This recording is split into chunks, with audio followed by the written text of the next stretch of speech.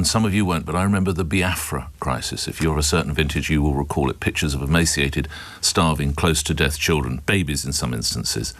And it had massive global impact. Biafra now, actually, I think it's part of Nigeria. It doesn't even exist anymore. But back to today. And there's a similar newspaper front page today. I'll hold it up with the Daily Express. For pity's sake, stop this now. They have the identity of this little chap, Mohammed, clinging to life with a picture that the Express says shames us all. Well, let's get a sense of what is happening on the ground. Professor Nick Maynard is consultant surgeon at Oxford University Hospital. He's filed a story, or written a story, I would say, about what he's seen after working at the NASA hospital in Gaza, and hopefully we've got a line into him now. Professor, good morning. Good morning, Nick. Thanks, Professor. The copy you filed, or the story that you've written for The Guardian, can you spell it out on the radio for the benefit of my listeners? Morning to you, sir. Yes, hello. I've spent the last 4 weeks in NASA Hospital in Khan Yunis. It's my third trip out there over the last 20 months, and the scenes I have witnessed over there and experienced are worse than ever. Particularly the malnutrition is utterly appalling. I've seen adults, I've seen children, I've seen babies who have died of malnutrition. In some of them purely of malnutrition, some of them simply because they couldn't withstand the massive injuries from the shootings and the bombs and the major surgery they were requiring. So this is a forced starvation. No aid, no food is being allowed into Gaza, and they are dying in their hundreds at the moment. I want you to pick up on that, Professor. Literally no aid, or just small amounts of aid are dribbling in? Which is it in your view, Professor? There is aid, supposedly. Well, there's aid being delivered through the Gaza Humanitarian Foundation, but of course what is happening at those food distribution points is absolute chaos. Minimal amount is getting through. They have enough food for about 400 people there. It's in a locked compound. They allow thousands of Gazans to congregate outside waiting for it and then let them in to get it. And then many of them have been shot as well. So the amount of food getting in to where it's needed is minimal. And of course, there are many people being killed as they're trying to get the food as well. The Israeli government would say that a lot of the supplies, whether they be food, whether they be medical, are stolen, are hijacked by Hamas and then sold on. Would you consider that to be a true assertion, Professor? I've seen no evidence to support that contention whatsoever. And of course, their claim that they put in the Gaza Humanitarian Foundation to counteract that. And of course, that hasn't helped at all. The militarization of food and aid distribution has been disastrous in my view, and of course has led to many, many deaths during the distribution. The last day you worked at the NASA hospital, can you paint a word picture of the situation that you saw? Yes, there were mass casualties several times during the day. I was operating on patients with both explosive injuries from bombs and from gunshot wounds. The wards are absolutely packed. The hospital is overcrowded. There is no food there. There's no nutrition for the patients. On the paediatric intensive care unit, they have very small amounts of feed that were brought in by a charitable NGO, but no formula feed, for example, has been allowed in. And indeed, any doctors who have tried to bring in formula feed have had those all cartons specifically confiscated by the Israeli border guards. So NASA Hospital, which of course is in the red zone and is almost surrounded by the Israeli military, is in a very precarious position. Hospital supplies for carrying out surgery, drugs are in extremely short supply. And unless aid gets in rapidly, there will be far more deaths. Lastly, condemnation from the United Kingdom and 25 other countries, condemnation from the United Nations and EU. What more should those organisations, bodies and governments be doing?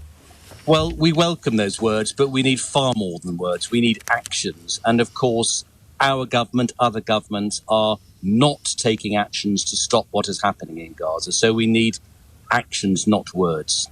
Grateful for your time. Safe landings as and when you return. Professor Nick Maynard, consultant surgeon at Oxford University, who's been working at the NASA hospital, we told us, a number of occasions in Gaza. Let's bring to the conversation Uri Isen, who's a retired colonel in the Israeli Defence Force and has served as foreign media advisor to Israeli former Prime Minister Ehud Olmert, and joins me now. Thank you very much for coming on. I know that you and many of your fellow Israelis are feeling that you're in a fight to preserve your life and the very identity of your country, but how concerned are you that there does seem to be growing global condemnation? Good morning. Good morning, Nick, and I listen both to the professor and to Foreign Minister Lamy and what you put on before, and I wrote down words. And I say that because I'm sitting right now in Tel Aviv, and it is horrendous, and it is horrific. And I am repeating what Foreign Minister Lamy said. I agree with him. War is horrendous. And the professor talked about the most horrific things that he's seeing. And at the end, for the first time, he said the word red zone. He's in a war zone. He's inside an area that has been defined. It is inside a war zone. This entire area, war is horrible. Can we all agree on that one? Yes. And you know what I didn't hear except for the question from you, and it was sidestepped by the professor, was Hamas. And I want to say right now, I want this war to end right now. I never wanted this war to start. I don't want us to be doing any actions. I want us to stop it in any way. It's horrific what's happening to people there. And I want us to be called out because we should be on a high plane all of the time. And I want everybody to call out Hamas. I want them to be pressured. I heard David Lammy saying all of the things he was going to do, and it was a whole list of what you need to do to Israel. I listened to the professor, and it was everything that needs to be done to Israel. Colonel, you are undoubtedly right that the latest flare-up dates back to Hamas's invasion and massacre of innocent Israelis and others. I hear you there. But the starvation, it would appear, of children and others, that is not down to Hamas, Colonel. Israel is not starving anybody, and I absolutely think I show you Israel this photograph is on a not British... intentional. My heart goes out to it. Colonel, my heart goes out to the I child don't know whether you're a mum. I don't know whether you're a mum. Listen to the professor. Colonel, Colonel, I'm a dad, and that breaks my heart. I don't know whether you're a mum, Nick, but to see I'm a child... mom. Right. I'm a mom, and that breaks my heart. And I ask again, do you think that I, sitting right now in Tel Aviv, and this isn't, it's my government, no, I know. You think what is said here, not you, Nick, is that Israel is intentionally starving people. No. How else do we interpret not allowing food to get through?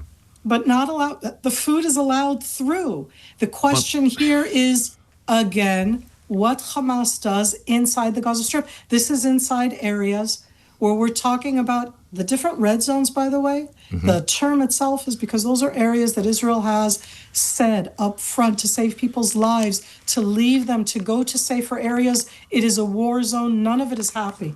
I'm not going to turn this into a happy picture. No. But you can also bring up the pictures that will not be on the front page of The Guardian of the immense amount of aid inside the Gaza Strip, waiting to be distributed inside. And what stops it is Hamas, not Israel. How do you know that? I don't for a moment think that we're trying to intentionally stop it. Colonel, how do you know, and again, I'm not on the ground, but how do you know Hamas is not allowing that aid through?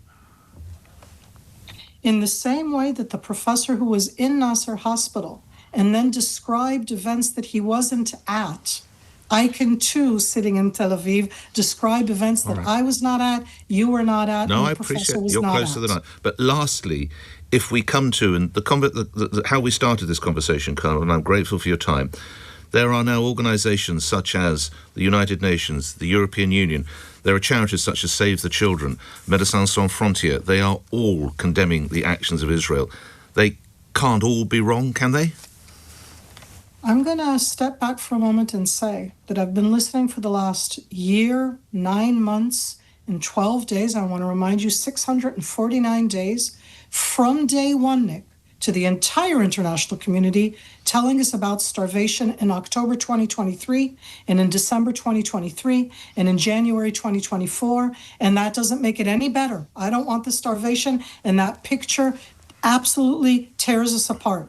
But I will say, I breathe in deep and say, I'm sorry. I don't think that we have ever tried to do starvation. I think that is a horrible accusation that everybody who says so should look at themselves and say, I'm accusing that because that's something that I would do. You would not do that. No. We would not do that. That is not what this is about. I guess my final point, Colonel, has to be, and again, it's not your decision, but why don't you let the media, not you, why doesn't the Israeli government let the media in to see for themselves that Hamas is holding up the aid, that Hamas is selling on the flour and whatever else it might be? Why not do that decision? You have worked as a media advisor, Colonel. As a media advisor inside a war zone, when you allow people into the war zone and you are responsible for their conditions, I think that's their only choice. But Israel, my understanding, the government won't allow it. Nick, I don't support this government, and I don't support endless decisions. Well, let's rephrase it. Would you support the idea of taking journalists in, such as they're working in Ukraine? You know journalists, I know journalists. There are very brave men and women who would go and cover that. Would you support the idea we would allow some Western journalists into the areas?